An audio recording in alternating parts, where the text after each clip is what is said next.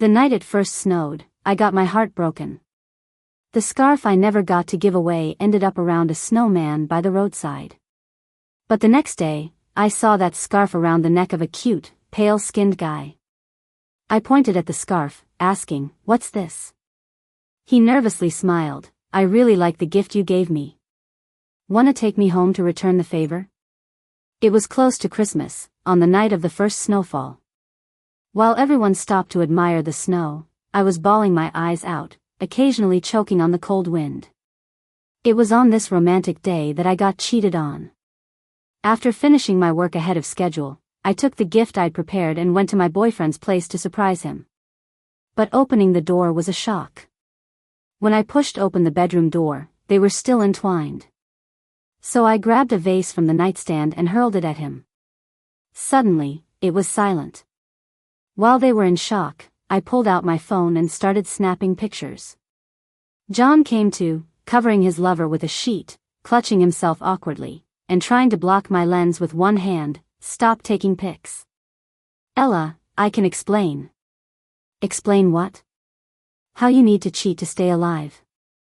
Or how sleeping with her earns you $5 million. I had enough photos, put away my phone, and smirked at him. Nothing special." "Ella, don't go too far," John snapped, pointing angrily. I picked up a used condom from the floor. "Is it me that's too much? Or you that's shameless?" "We're done, John." I turned to leave. John yelled, "I've been wanting to break up with you. Getting you in bed was harder than picking a date to visit a grave. Walk out, and don't ever think of making up." Hearing this, I spun around. John laughed. "That's better. This was my bad, see? One slap." John clutched his face, forgetting modesty. His lover gasped, "Don't blame John, a 30-year-old man has needs." I warned her, "Say more, and you're next." She cowered under the blanket, and I left, tossing their scattered clothes into the trash. Once outside, I called the cops. "Officer, there's been solicitation." It's been a year. Even if it was a dog, I'd be sad if it ran off. This sadness peaked on the bustling street, the first snowflakes cooling my cheeks. A week prior, the weather forecast hyped me up, telling John, "They say kissing in the first snow ensures a lifetime together." I prepared for this moment and even hand-knit a red scarf. It matched mine, intending to gift it on the snowy day. But he kissed someone else in the first snow. Stunned, I looked to the sky, bumped by a video-taking girl whose boyfriend tenderly touched her. It broke me. I cried even harder. The girl worriedly asked, "I'm sorry, did it hurt?" Her apology made me sob harder. "No, it doesn't hurt, it's fine." Unable to articulate, her guilt grew, so I hurried away. I'm fine being sad alone, no need to ruin another's joy. So there I was, crying, coughing on the wind, tears freezing fast to my face. At a corner, I bent over, coughing on another gust. The paper bag slipped, revealing a bright red corner.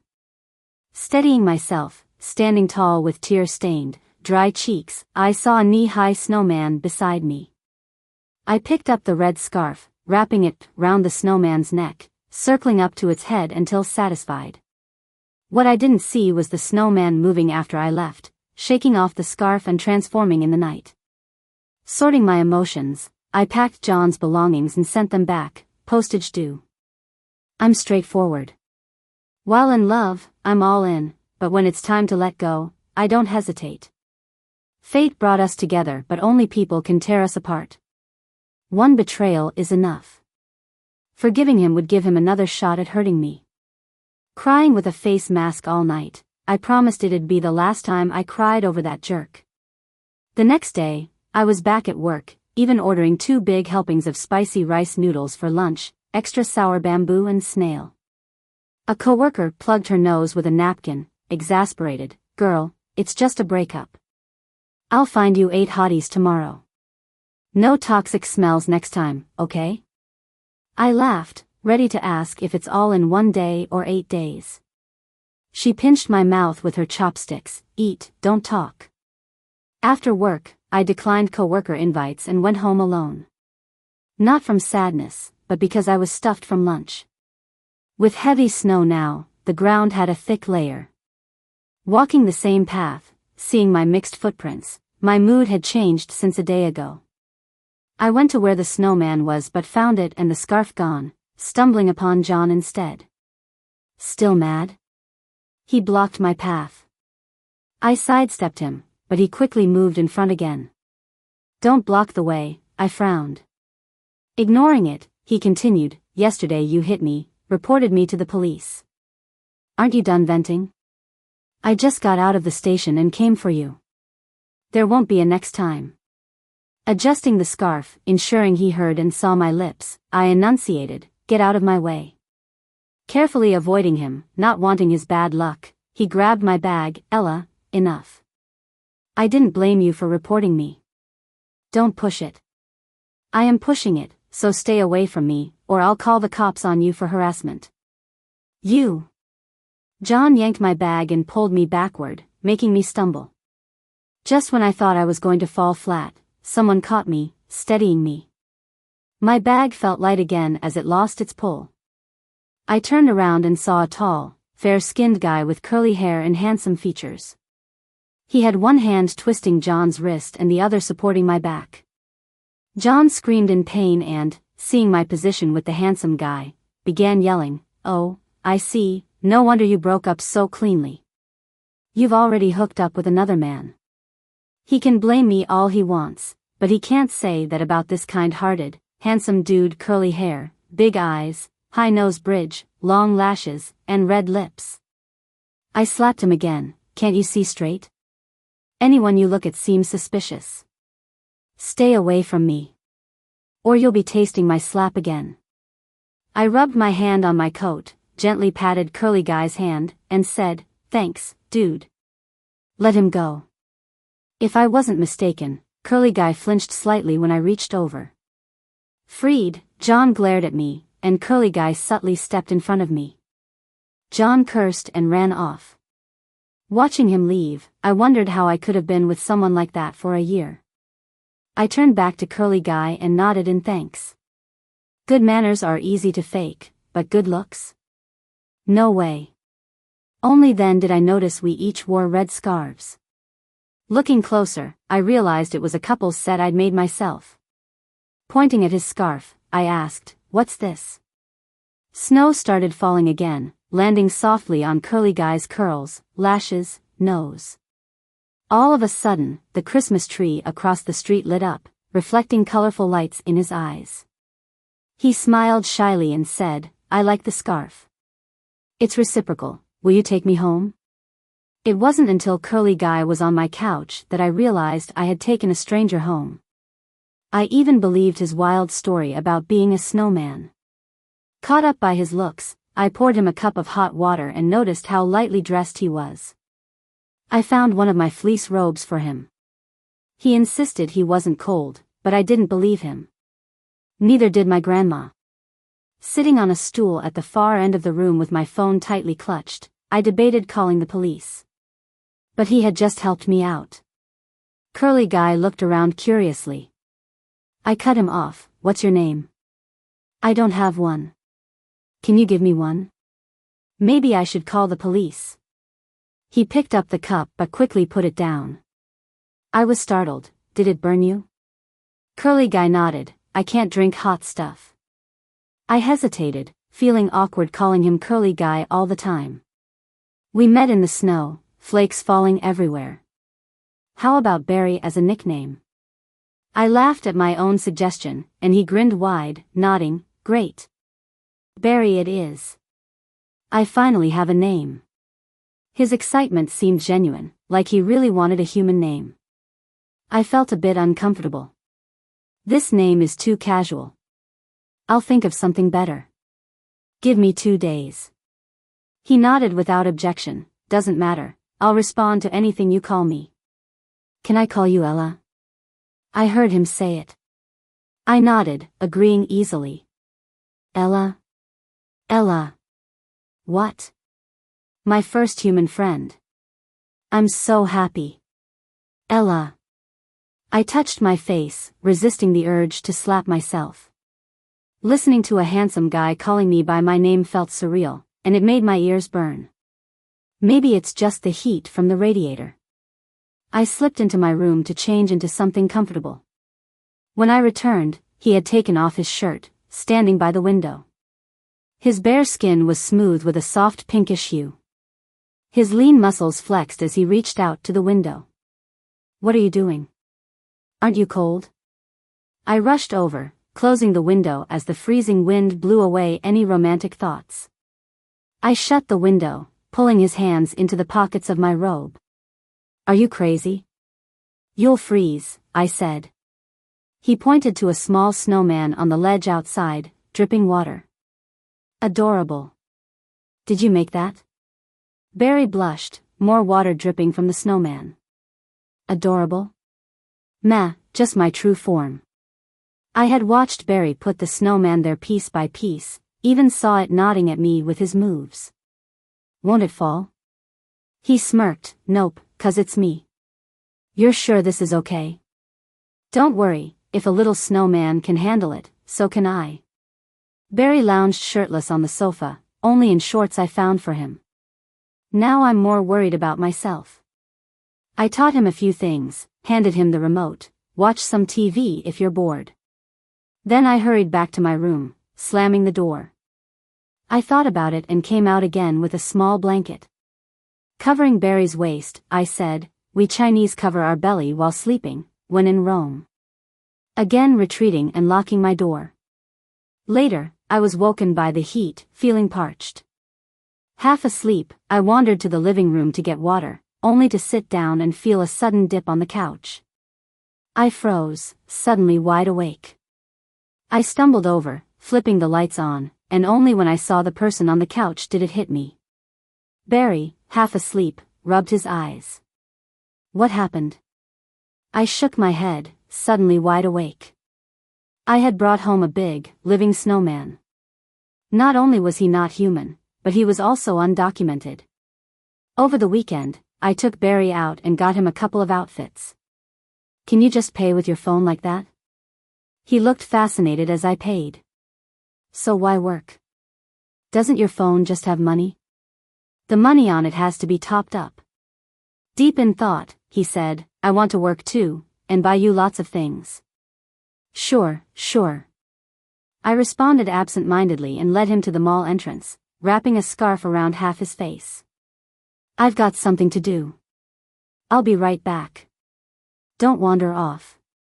I dashed into the snow, running straight home. Trying to reassure myself, I kept repeating, "It's fine, it's fine, it's fine." As it got darker, the blanket he'd used yesterday was neatly folded on the couch. The shoes he straightened in the morning, I had left in a messy heap by the door. The TV announced a blizzard warning. My heart pounded along with the wind rattling the windows. Another thud startled me. Turned out the sausages hanging from upstairs fell onto my balcony because they were forgotten. Not bothering to pick them up, I threw on a coat and rushed out. In the elevator, I found Barry hiding in the apartment building. He looked up at the sound, eyes lighting up, but turning watery in an instant. "Please don't leave me, okay?" I remembered 15 years ago. My parents divorced. Coming home from school, I saw Mom packing and Dad wrecking the place. I stood at the door, rubbing my hands. Mom glanced at me without a word and left with a suitcase. I, like Barry, held on to Mom's suitcase. "Don't leave me. Please don't leave me alone." But Mom pulled away without a word. "How'd you find this place but not come up? You told me to wait, but I didn't listen." I grabbed his hand, headed upstairs. Back home, I found an old, discarded phone, inserted a SIM card, and handed it to him. I barely demonstrated a few steps before he was operating it skillfully. Proudly smiling, the TV showed me. His tears weren't even dry, red and glistening eyes. I suddenly felt like a parent. I set some apps to kid mode. Barry's learning ability is scary good. Just when I got used to having him around, the front desk called. "Ella, someone's here for you. Barry stood with a thermos, wearing just a thin coat, a scarf around his neck, waiting for me. The moment he saw me, he beamed and waved. Snow-white teeth just as striking as his skin. I brought you food, Ella. Barry even appeared at work. I was in the break room, eating, while Barry flitted around introducing himself. I'm Barry, bringing Ella food. One of the girls with spinach hanging from her mouth looked at me admiringly. Wow, only a few days, and he's leagues better than that jerk you dated. I gave a sheepish grin, kicked Barry's foot under the table, and shot him a look before explaining, friend's younger brother. I'm just watching over him. Oh, a friend's brother. Barry held it in all the way home, then asked me, what's a friend's brother? Near year end, with lots of overtime, my little helper not only took care of himself but also my home. Christmas Eve, I finally left work on time. I specifically ordered a cake with a little snowman on it. As soon as I stepped out of the company, snowflakes started falling. Right by the apartment, someone bumped into me, knocking the cake to the ground. I didn't even have time to speak before a familiar voice piped up. Oh, Ella, I thought you were all pure and stick up, but turns out you're cheating, having someone living at your place. John saw the cake on the ground and gave it a kick. I shoved him hard. What's your issue? We broke up ages ago. Even if I had 8 guys at my place, it's not your business. John staggered from my push, muttering as he came back at me. I closed my eyes in fright. When I opened them, Barry had intercepted John's arm. He twisted it behind him painfully.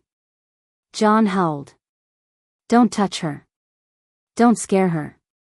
If there's an issue, face me. Barry had flipped from a crybaby to a protector, and I was still adjusting. All credit to his Korean drama binging lately. I worried about trouble, considering Barry's lack of ID. Alright, teach him a lesson then let him go. Barry released him.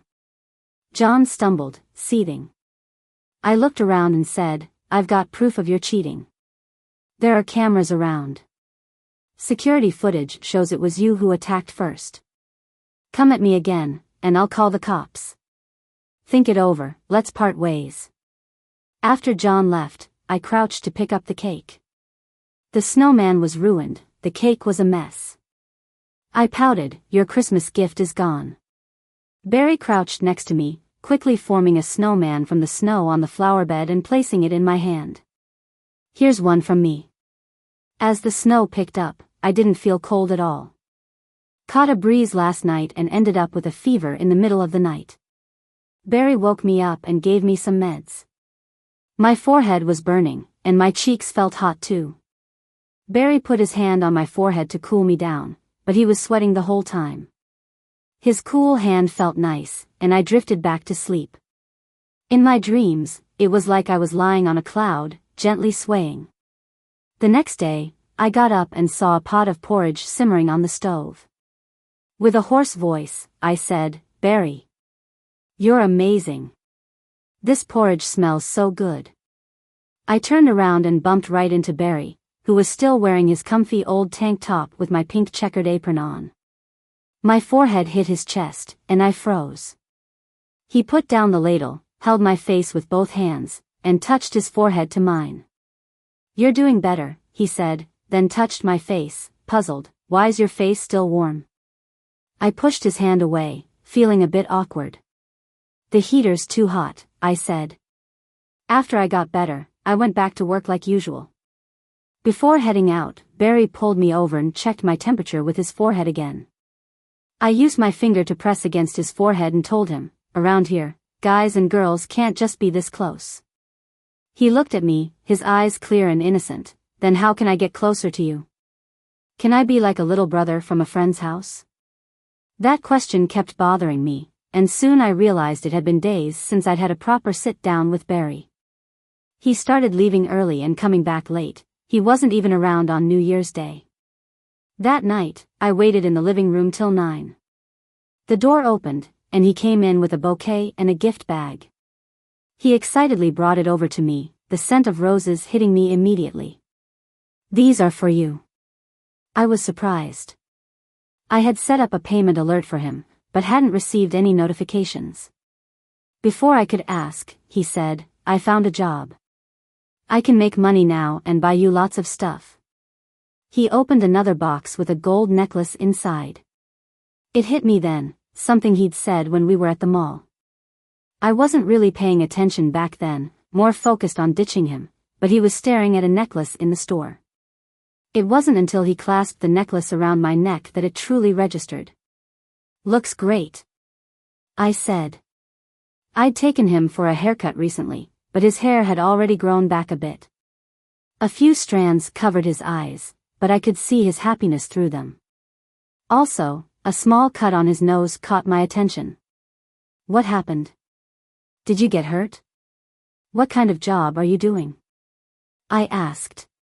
"Don't tell me you're fighting, doing illegal stuff?" I panicked a little. If something happened, he'd be in deep trouble. "It's all legal and above board, just a secret for now," he replied. "You'll see."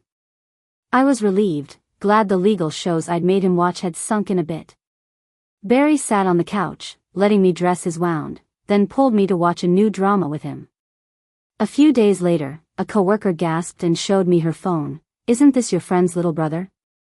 It was a clip from a trendy short series everyone at work was talking about, but I'd been too busy to check it out. The show was about a CEO realizing he'd always loved his wife after a divorce. Barry played a part, wearing a dark suit and coat, kneeling in the snow. I didn't recognize this side of him. Behind him was a temple, tears in his eyes as he watched the heroine walk away, incense burning in the background. "Wow, that's intense," my coworker said. "He's really good at crying." I thought of how he always whined at home and nodded, but in my heart, I was thinking, you love watching these shows, but do you have to act them out everywhere? After work, I texted Barry and headed to the filming location. The set was brightly lit, and I wove through the crowd looking for him. I checked my phone to see the selfie he just sent me, still in costume from the latest episode. I soon spotted him. He was looking around, and I waved, but crew members with props accidentally bumped into me. I dropped my bag and when I stood back up, he was gone. I chased after him, spotting him in a plaza. Just as I was about to call out, a girl in a white coat ran to him. He caught her as she jumped into his arms and hugged her waist. It was the lead actress from the series, and I reminded myself it was just his job. But the next second, she pulled away only to rise on her toes and kiss him. I froze, my heart sinking. This wasn't just work, the director wasn't even filming. Bitterness welled up inside. I was grateful he hadn't heard me earlier. I remembered when he first wanted to come home with me and how he begged me not to leave him. Of course, I was just the first human he'd met after transformation. His dependency on me was all. Meeting new people, he'd naturally find better things in life. Even if he didn't understand love, he'd get what a beating heart means. Like that day he pressed his forehead to mine, his breath feathering over my lashes, tickling my heart. I turned to leave, quickening my pace. "Ella." Footsteps came from behind. I ignored him, breaking into a jog. He caught up and held my wrist, but I pulled away and stumbled, twisting my ankle and leaning against him. "Why are you leaving so soon?" he asked. "Mind your own business," I told him, limping away. "Why didn't you say something? It looks like your foot is hurt." I stopped saying things in anger and just looked at him seriously. His eyes were full of concern. He's just that kind of pure person, so pure that it makes my mind wander sometimes. "You should move out. Go to where you need to be." He put on his clothes, just a thin hoodie, and the only warm thing he wore was that red scarf. Then he firmly grabbed me and climbed on his back. Avoiding the crowd around us, he took me in a cab home. The community doesn't allow outside cars, so he carried me on his back all the way home. He didn't say a word the whole time. When we got to the apartment, he set me down on the couch, took off my shoes, rolled up my pant leg, and tended to my ankle. Since the first time I met him, he was either smiling or crying with red eyes and nose. It was the first time I saw him with a blank expression, stiff-faced. It felt a little awkward, and I just dared to stare at the floor. Suddenly, I was lifted off the ground as Barry picked me up in a princess carry. I was surprised and held tightly onto his shoulder, only able to see his chiseled profile from my angle. Randomly, I thought about a scene from a short drama I'd watched today. He laid me on the bed, bent down close to me, hesitated for a moment, then pulled back, only placing the back of his hand on my forehead. "No fever, your ankle's not too bad. You should be able to walk normally tomorrow." He left the room after saying that but returned shortly with a glass of water from my bedside. "I'll keep an eye on you tonight, I'll leave tomorrow. Don't worry." I swallowed nervously, looking up at him, met his gaze for a second, and then looked down. I fiddled with the blanket's edge and only dared to look up again when I heard his footsteps. Taking off my coat, I crawled into the sheets. Funny, he has a girlfriend now, and it's not suitable for him to stay at my place, but he's acting like I'm abandoning him. I closed my eyes, deciding not to dwell on it. Yet, footsteps came closer, stopping by my bedside. I slowly opened my eyes to see him looking like he was about to cry again, his eyes red and watery. "Why don't you want me anymore? What does that mean? How is he acting like the victim here? You said you'd come to see me, I was so happy, I looked all over for you on set, and just after I found you, you told me to leave. You're abandoning me again. Why?" I swallowed my frustration and explained simply. "Around here, only boyfriends and girlfriends get to kiss, and a guy with a girlfriend shouldn't be living at another girl's place. So why don't you want me again?" He stared at me, genuinely puzzled. Frustrated, I shouted, telling him to move out and find his leading lady. "I saw it. I saw you guys kissing on set." Barry stayed silent, fiddling with his phone. A sour feeling crept from my heart to my nose, like my outrage was just some silent film, funny yet dull. I lowered my eyes, and a moment later, his phone screen was in my face. It was a picture from today, a guy dressed like Barry standing next to the female lead. "You saw him," Barry explained, saying the guy in the picture had invested in the short drama and was the female lead's boyfriend. Today was their anniversary, and coincidentally, there was a kissing scene. They planned on faking it, but she ended up having her boyfriend step in, making it part of their anniversary. And yeah, I'd seen Barry first, but he'd gone to find me later. Turned out the whole mess happened because I mistook someone else for him. Now that I've explained, are you still kicking me out? I reached out from under the covers, gently shaking his fingers. "Sorry." He raised an eyebrow. "Is it okay for girls and boys to hold hands casually here?" I wanted to pull away, but he grasped my hand, saying, "But a friend's brother can, right?" The short drama blew up, and Barry became the talk of the town. We didn't go out much anymore. One day after work, I got a text from him. "The shoot's over. Let's go celebrate." I ordered a drink at a coffee shop and waited. A guy sat across from me. Without looking up, I said, "Sorry, someone's sitting here." But he didn't leave. I started frantically texting Barry. The guy's phone beeped just like mine. I looked up and recognized his familiar eyes. Trying again, I texted. Sure enough, another chime. Covering my mouth, I held back a gasp. "What happened to you?" The guy across the table looked so much like Barry, yet different enough to not be mistaken as him. This way no one recognizes me. I playfully squeezed his cheeks, amazed. Another change so soon. John suddenly appeared, eyeing us both. TSK, first one gets famous and ditches you, and now this one? This one's not as good as the last. If things don't work out, beg me, maybe I'll take you back. Barry stood up, scraping the chair, drawing everyone's attention. John stepped back, threw his hands up like he'd expect a punch but realized it was safe, then stepped forward again. I laughed. Blocking Barry, I pulled out my phone, showing John the evidence I'd saved. "Didn't I tell you, keep your distance?" John cursed under his breath and left, like an NPC making an unnecessary appearance. Barry, though, frowned, displeased. How come you still have that photo? And you found it so fast. Then he mumbled, it's ugly, not as nice as mine. I stopped in my tracks, my face turning red. Sometimes I hate how quick I am at reacting. What's wrong? Not feeling well? Barry held my face, and after a moment, I hesitantly asked. If your face can change, can you?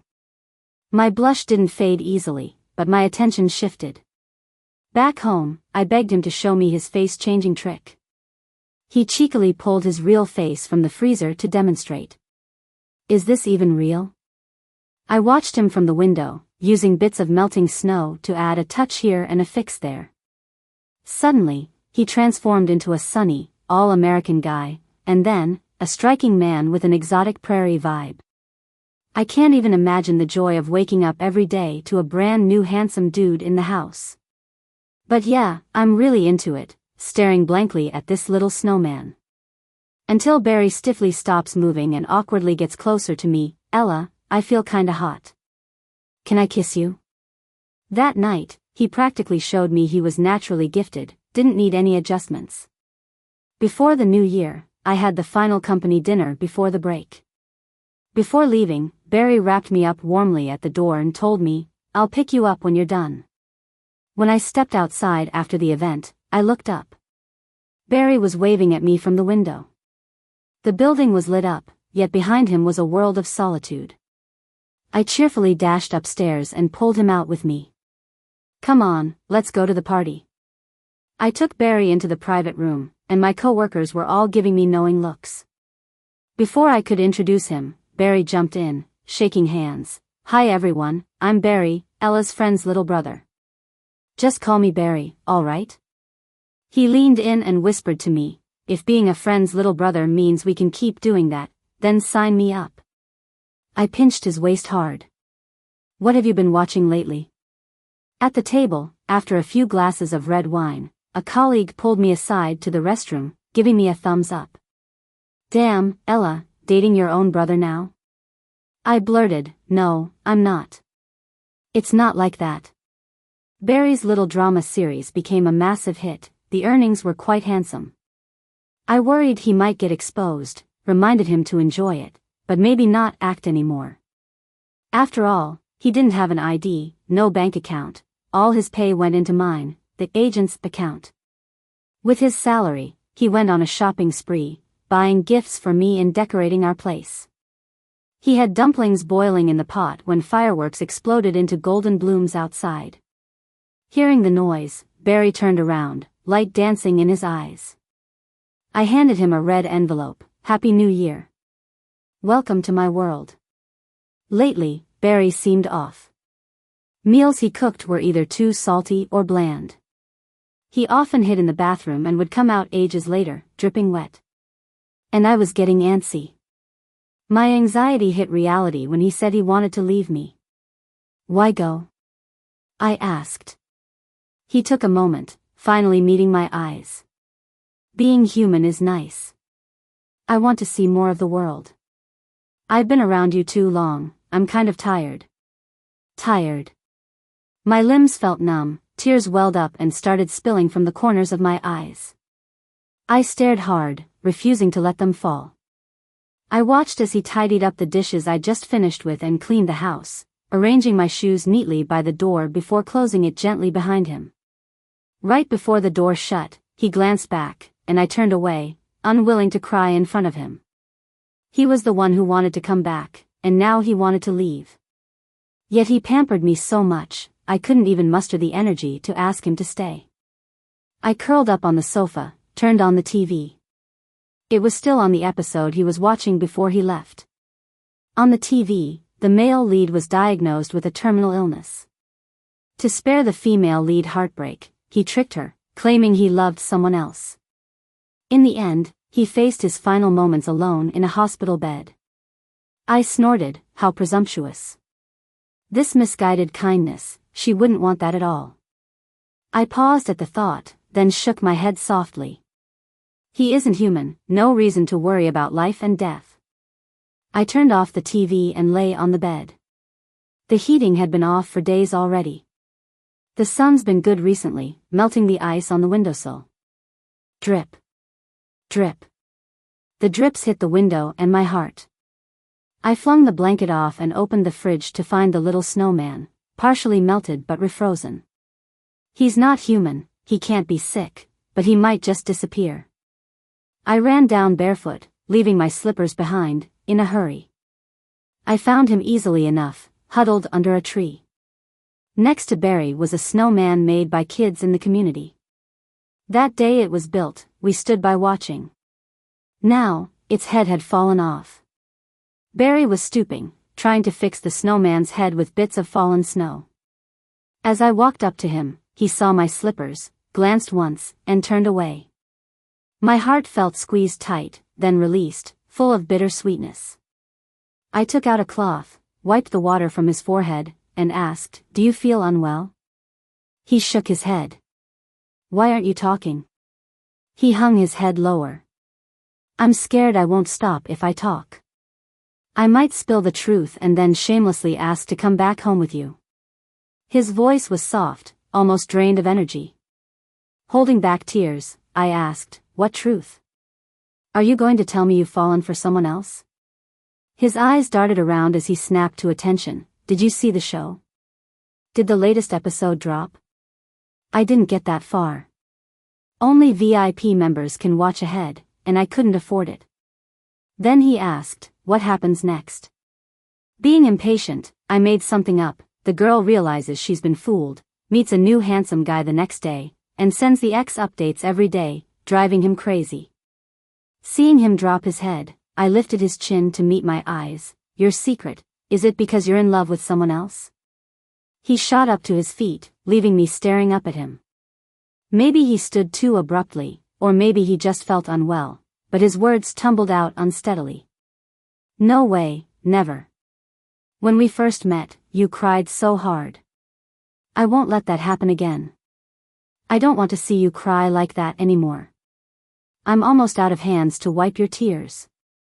The cloth I used to wipe his sweat is now on my own face."